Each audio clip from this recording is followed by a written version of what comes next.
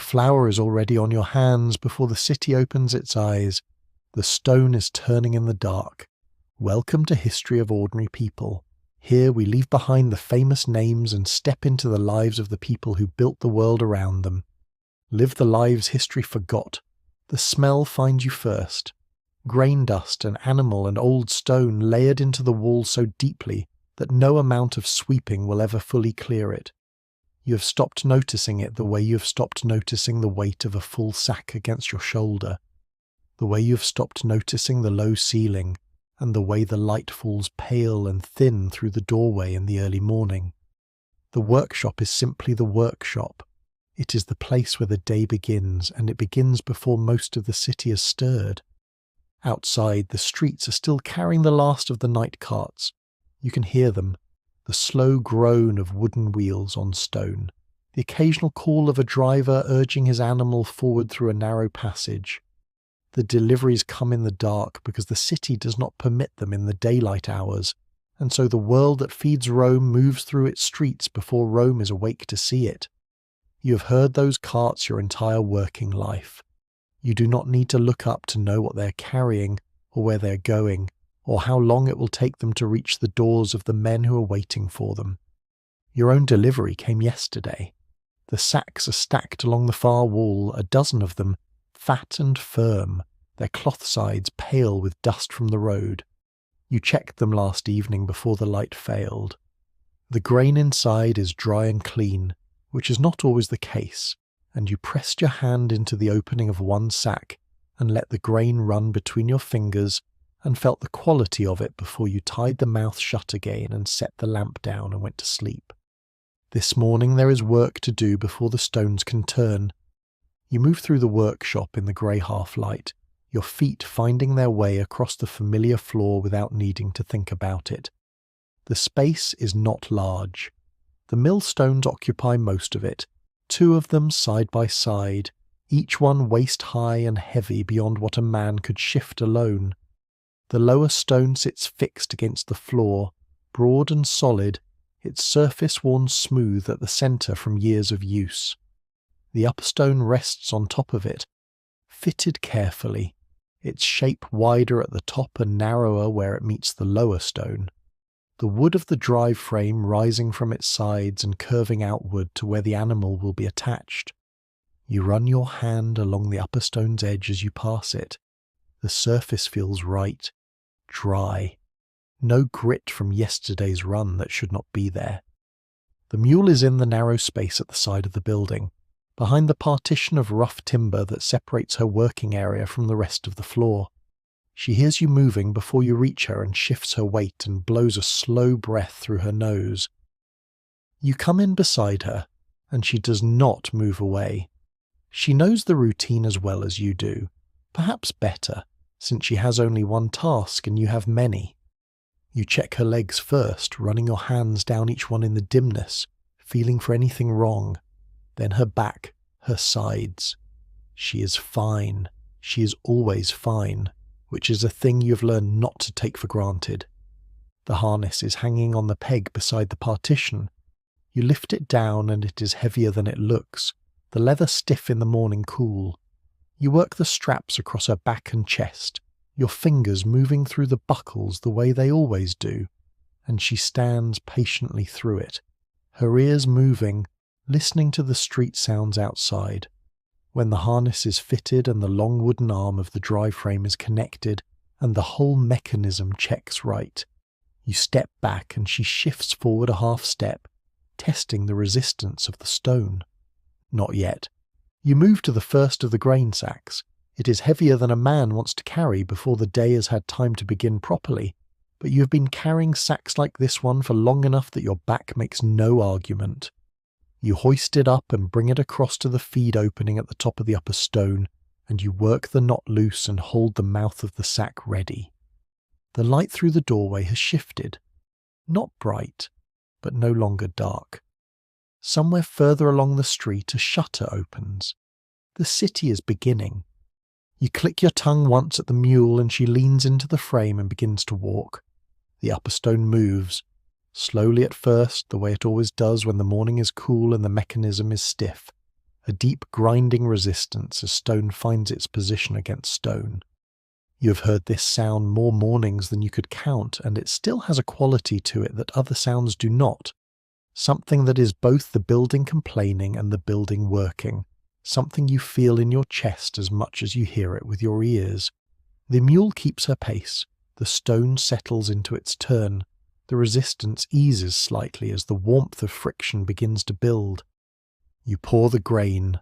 It goes in at the top of the stone, a steady thin stream, and for a moment it disappears into the darkness of the mechanism, and there is nothing, and then the flour begins to appear at the lower edge, gathering in the trough below the stones in a pale, slow accumulation, fine particles sifting out ahead of the coarser material, the whole of it carrying a smell that is both raw and warm at the same time, a smell that is bread before it is bread. Grain giving up what it carried all summer in the fields somewhere beyond the city walls. You crouch beside the trough and take a pinch of the flour between your fingers. You rub it slowly, once, twice, coarser than you want. The grind is not where it should be, which tells you the stone needs attention before this morning's run goes much further. You have seen this before. The upper stone has shifted slightly from where it should sit. A small thing, the kind of thing that would not be visible to anyone who did not know what they were looking at. But the flour knows, and your fingers know, and the baker who is waiting for these sacks will know if you let it go. You raise one hand and the mule stops. She stops well. This is one of her virtues. The workshop goes quiet except for the last settling movement of the stone, and the sounds drifting in from the street outside. You move around the mill and look at the clearance between the upper and lower stones, crouching low, tilting your head, reading the gap the way you have taught yourself to read it over years of watching what good flour looks like, and what bad flour looks like, and what the difference between them costs you. You will need to make an adjustment before the morning goes any further. You find the adjustment lever on the side of the drive frame and work it slowly, a quarter turn, feeling the resistance in the mechanism as the upper stone lifts by a fraction, almost nothing, less than the width of a thumbnail, which is exactly how much is needed. You hold it there and check the gap again by feel, sliding 2 fingers into the space at the edge of the stones and pulling them back out. Better. Not perfect yet. You make another small movement of the lever, slower this time, and check again. That is right. You click your tongue and the mule leans forward and the stone begins to turn again. You pour grain into the feed opening, the same steady stream as before, and crouch beside the trough and wait. The flour that comes out this time is finer. You pinch it and rub it between your thumb and forefinger, and the texture is closer to what it should be. A smoothness with just enough body to it, not powdery and not gritty. You rub it again to be certain. Then you stand up and let the mill run. The mule keeps her circle, the stone keeps its turn, the flour keeps coming. Your first task now is the sacks. The ones that came in yesterday need to be opened in sequence and positioned close enough to the feed opening that you're not crossing the floor more than necessary each time you need to refill. You drag the nearest sack forward by its tied mouth, the grain inside shifting and settling with the movement, the cloth scraping against the stone floor. You position it to your left, within arm's reach of the mill. Then you bring the next one and set it behind the first, then a third, 3 sacks in reach. The rest stay against the wall until they're needed. While the stone turns, you sweep the trough clear of the flour that has already accumulated, moving it into the first of the collecting baskets with a wide, flat scoop. The flour falls into the basket in a soft, pale cloud, and some of it rises back into the air and settles on your forearms and the front of your tunic. You brush it off your arms with the back of your hand. It will be back before long. The morning moves through its work. The grain empties out of the first sack faster than it seems like it should. You untie the second sack and feed it through without stopping the mill, tipping the mouth of the sack toward the feed opening and controlling the flow with your hand, keeping the stream steady. Too much grain at once and the stones choke and the grind suffers. Too little and the mill runs dry and stone grinds against stone without anything between them, which is bad for the surface and bad for the flour and bad for the rest of the morning.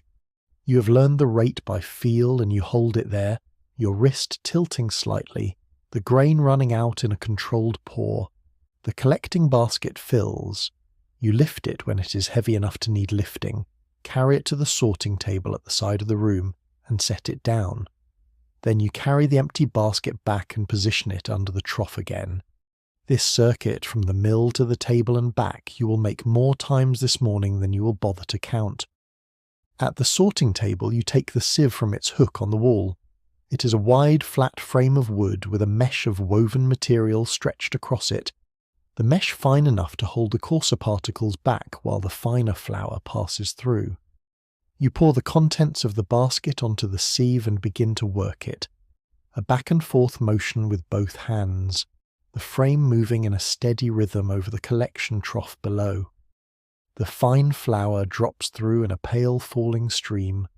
The coarser material stays on top, pale and granular, dragging slightly against the mesh as the sieve moves. You set the fine flour into the first storage jar. The coarser material goes into a second container. Both have their uses and neither is wasted. Your arms know this motion. They have known it for years. The sieve moves. The flour separates. Your eyes check the mesh for any damage, any widening of the weave that would let material through that should be held back. The mesh is still good. You set the sieve back and carry the basket back to the mill. Outside the workshop, the street is louder now. A cart passes close enough that you can hear the individual stones under its wheels and the driver saying something short and impatient to his animal. Further away, someone is calling across a courtyard. A shutter slaps against a wall somewhere above the street. Inside, the mill keeps turning. The second sack empties. You open the third without stopping. The same controlled pour, the same wrist adjustment, the same watching of the flour as it comes out below to make sure the grind is holding. It is holding. The adjustment from this morning is keeping. You note this without saying anything. It is simply the state of the morning. The flour has settled into your hair by now, a fine white dusting that you can feel at your hairline when you press your hand there. Your tunic is pale across the front and both shoulders. The flour is in the creases of your knuckles and around your nails, and you will not be fully free of it until this evening when the work is done, and even then not completely. There is a particular kind of whiteness to a miller's skin by midday that is not the colour of the skin itself. You carry another full basket to the sorting table. You work the sieve. You fill the storage jar. You carry the basket back. The mule completes her circle, and her next circle, and the one after that. By the time the third sack is down to its last quarter, you have settled into the full rhythm of the morning, the part of the day where thought becomes unnecessary, because the work itself carries you forward. Lift and pour. Watch the flour. Check the grind. Carry the basket. Work the sieve. Fill the jar. Carry the basket back. The motions link into one another without gaps. A fourth sack comes forward from the wall. You cut the knot with the small knife you keep on the table and fold the mouth of the sack back and drag it into position. The stone turns, the grain goes in, the flour comes out. He's standing just inside the entrance, not quite stepping into the workshop, the way people who do not work in mills tend to stand when they come inside one. The dust and the noise and the animals stop them at the threshold. He's young, 10 or 11, carrying a small tablet of waxed wood, and he watches the mule going around and around with the particular expression of someone seeing it for the first time. You raise one hand and he looks at you instead of the mule. He tells you the baker needs 2 sacks of the fine grade before midday. You look at the storage jars along the sorting table. You look at the basket under the trough and the flour still coming from the stones. You tell the boy to tell the baker the flour will be ready. The boy nods and writes something on the tablet with his stylus, and turns and goes back out into the street without having fully entered the room. The mule continues her circle. You bring the fourth sack to its end and tie the empty cloth off to the side and drag the fifth sack forward from the wall. Your shoulders have settled into the dull weight of the morning, a thickening in the muscles across the top of your back that you stopped registering as discomfort some years ago. You position the sack, work the knot open, and begin the pour. The grind is still holding. You check it anyway, crouching beside the trough and taking the flour between your fingers. The texture is where you want it. You stand up and brush your hands together and go back to the sorting table and take up the sieve. The rhythm continues, basket to table, sieve, jar, basket back. The fine flour is building in the first storage jar, pale and close-textured, the kind of grade the baker wants for the loaves he sells from the front of his shop. You have filled it nearly to the shoulder of the jar. You begin filling the second jar alongside it. 2 jars of fine flour before midday is possible. It requires the morning to keep going the way the morning has been going. You work the sieve in long even strokes and watch the flour fall through. The 5th sack empties. You bring the 6th from the wall, and this one is heavier than the others, packed more tightly, the cloth straining slightly at the seams. You hoist it with both hands and drag it rather than carry it and position it beside the mill. When you open it, the grain inside is slightly darker than the previous sacks. The kernels are deeper gold, still dry, still clean, but a different quality from what came before. You pour a handful into your palm and look at it in the light from the doorway. It will grind fine enough. It will produce a darker flour. That goes into a 3rd container, separate from the first 2, for customers who want the coarser, darker loaves, the bread that most of the city eats most of the time.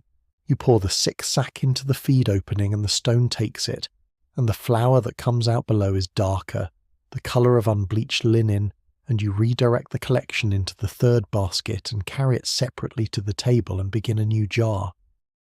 The morning light through the doorway has shifted from grey to a pale yellow. The street outside is fully awake now. The cart sounds have been replaced by foot traffic, voices, the occasional animal. The city going about the part of its day that happens in the open rather than in workshops and rooms like this one.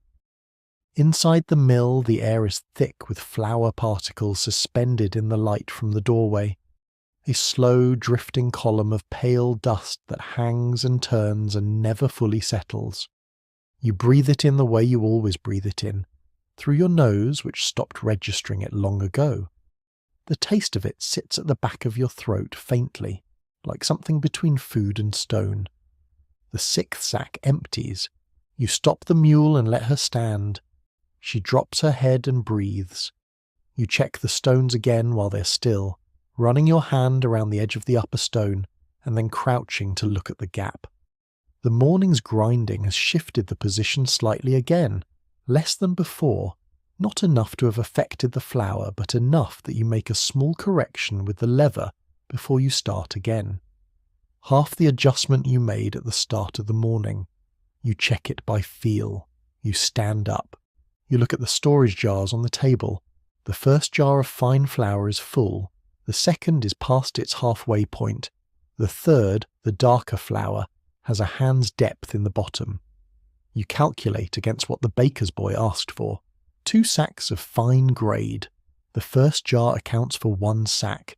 The 2nd jar needs another hour of work to fill. You click your tongue, and the mule leans into the frame. The 7th sack comes forward from the wall. You open it, and it is the same quality as the first 5, the lighter grain, and you redirect the collection back to the fine-grade basket and resume the pour. Basket to table, sieve, jar, basket back. Your hands are completely white now. The flour packed into every line of your palms. Your wrists pale up to where your tunic sleeves begin. You wipe your face with the back of your forearm and feel the flour transfer from your arm to your cheek, and you leave it there. The stone turns, the grain goes in, the flour comes out. The 2nd jar of fine flour rises slowly past the 3/4 mark. You watch it between circuits, checking its level each time you carry a basket to the table. The mule keeps her pace. Her footfalls on the stone floor are a rhythm you've heard so many times that you hear it even when the mill is not running, a pattern that repeats in your head during the quieter parts of the evening. The jar reaches its shoulder. You keep sieving. The jar reaches its mouth. You stop and look at it, both jars of fine flour standing full on the sorting table, and then you look at the sack still against the wall, and then at the darker flour in the third jar, and then at the light coming through the doorway. The baker will have what he asked for before midday. You let the mill run on into the seventh sack while you begin measuring and moving the fine flour from the 2 jars into the cloth sacks that will go to the baker. You use the measuring scoop, packing each sack firmly, folding the neck of the cloth and pressing the weight down with your palms to settle it. The sack fills slowly. You lift it to test the weight, and it is solid and dense in your arms, the cloth tight, the flour inside holding its form. You tie the neck and set it by the door, then you begin filling the second. The second sack fills to the same weight as the first. You tie the neck, press it down once more to settle the flour, and set it beside the door next to its companion. 2 sacks of fine flour, tied and ready, standing against the wall in the light from the doorway. The mule is still working the 7th sack. You let her finish it. The flour from this last portion goes into the ongoing collection for the darker grade, the basket filling steadily while you stand at the table and take stock of what remains. 4 sacks of grain left against the wall. The morning's targets are met. The afternoon will be slower, less urgent, the kind of work that fills the hours rather than races them. When the 7th sack empties, you raise your hand and the mule stops. She drops her head immediately, the way she always does the moment the frame stops pulling against her. You unhook her from the drive frame, working the buckles loose one at a time, and lead her the short distance to her water trough at the side of the building. She drinks in long, steady pulls. You stand beside her for a moment, your hand resting on her neck, feeling the warmth of her through the coarse hair. Then you leave her there and go back to the mill. The midday meal is bread from yesterday, a handful of olives, a cup of watered wine. You eat standing, leaning against the wall near the door where the air is slightly clearer, the flour dust drifting less in this corner of the room. The bread is dense and a little stale, and you do not mind. The olives are salty enough that you finish the wine quickly. You're still chewing the last of the bread when a man stops in the doorway.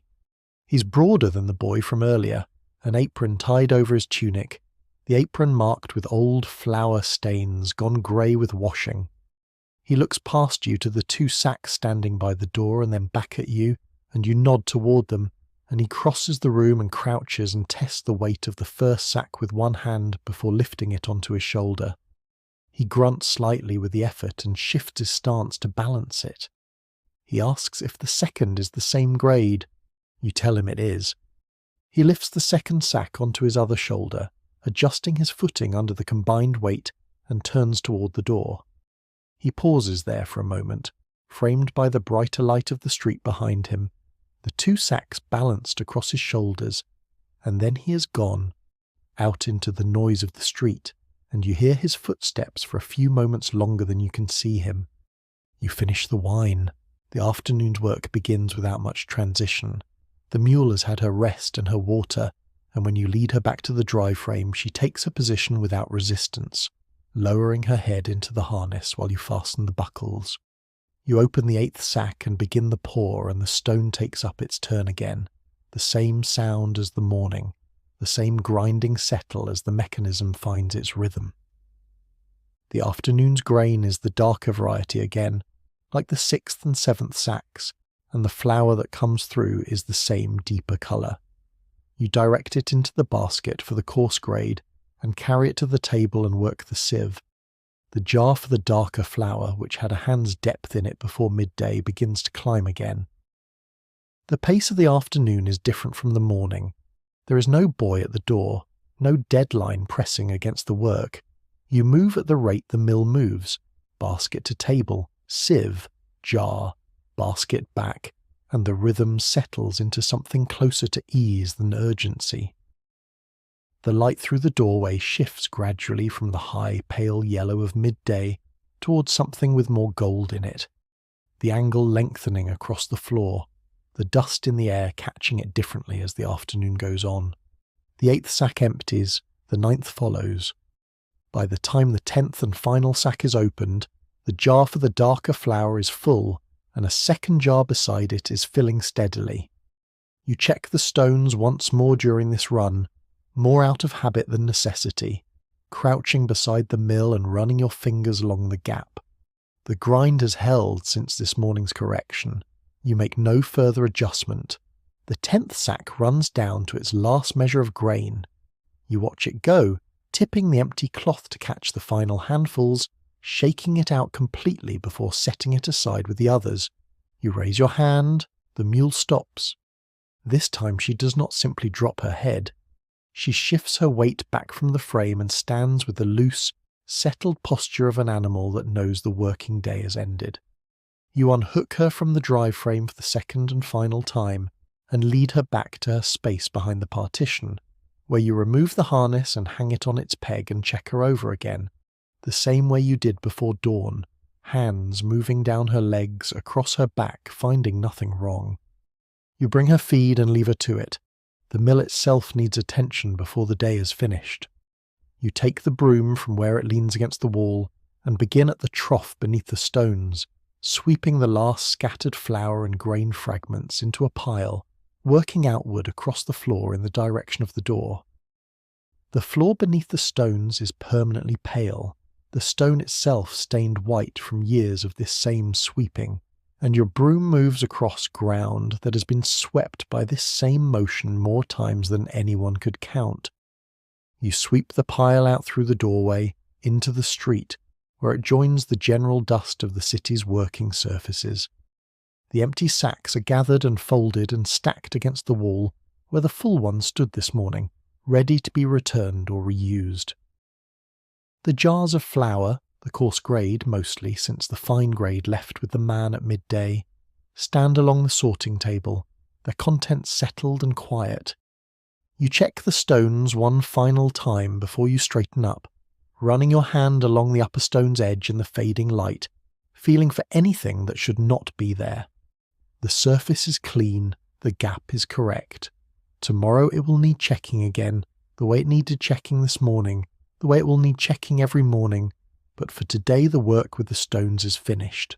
The light in the doorway has gone from gold toward grey. The street outside has quieted.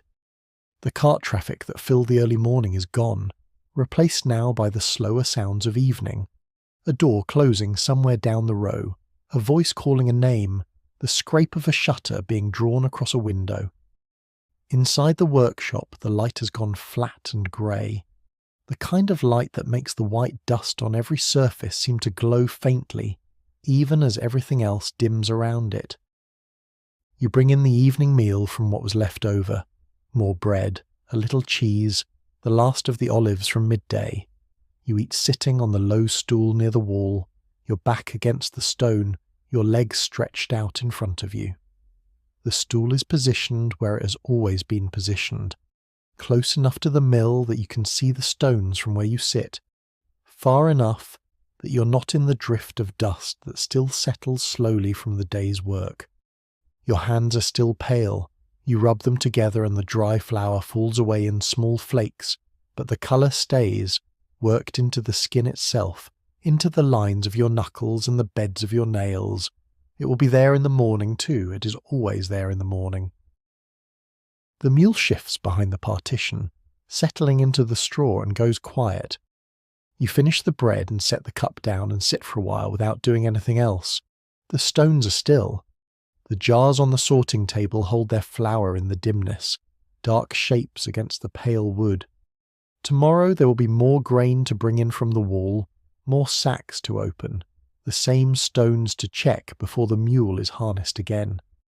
You already know roughly how the morning will start because it starts the same way most mornings start. You bank down what is left of the small fire near your sleeping space, enough to keep a little warmth without burning through more fuel than the night needs.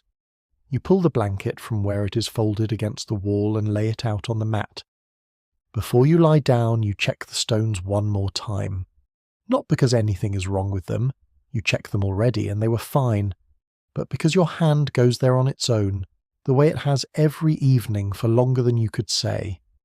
Your palm rests against the cool surface of the upper stone for a moment. Then you straighten up and turn away. You lie down. The blanket is rough against your skin where the flour has dried it slightly, and you can feel the grit of the day in your hair against the mat.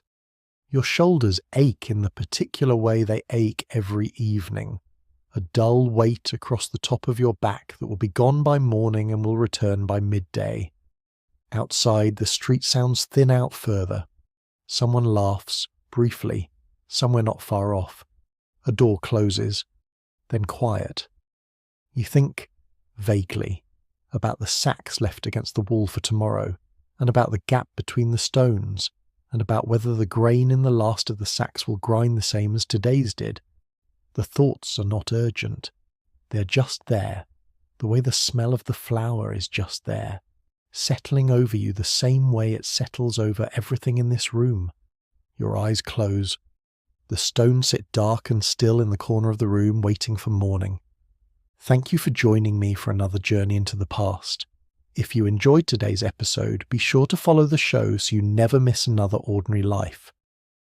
Until next time, remember, every road, loaf of bread, fishing net, workshop, and home was built by hands history rarely recorded. This has been History of Ordinary People. Live the lives history forgot.